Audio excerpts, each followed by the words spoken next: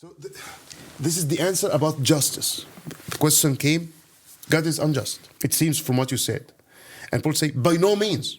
And what is the answer? This is who I am. I will have mercy on whom I have mercy. I will be gracious to whom I will be gracious. And the question is, why would this answer be an answer to such question? Because the question is me focused, right? I should decide. But he answers, no, you need to look at God. And why do I need to look at God? This is a very interesting way of answering. This is God's identity. What is God's identity? God is defining who He is in this scene in Exodus 33. And God is saying, my mercy depends on my mercy. My mercy does not depend on anyone who is outside of me. Yeah.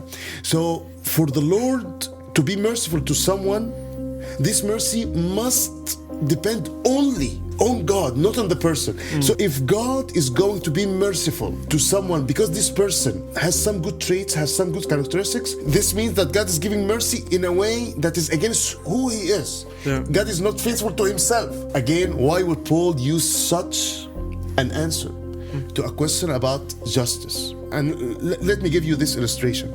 If you go to a court and there is a judge in the court, when do we say that this judge is a just judge? We say this when this judge is judging according to the law. So I would put the judge here, and the law is above him. He's a servant to the law. He's a servant to the law. He must, and when he does what the law says, we say this is a just person. Yeah. So the question now is that Paul is bringing to us in Romans 9, God is unjust. So someone will say God is unjust in doing this. And what is Paul's answer? God is faithful to the law. And what is the law? The law is not something that is above who He is. If there is a law above God, this means that God is not God. He's submitting to something. But Paul is saying God is the law. And for God to have mercy in this way means that He is faithful to who is faithful to the law. And this is justice. Yes. So He's redefining justice. Justice for God is that God to act as God. This is the highest standard of justice.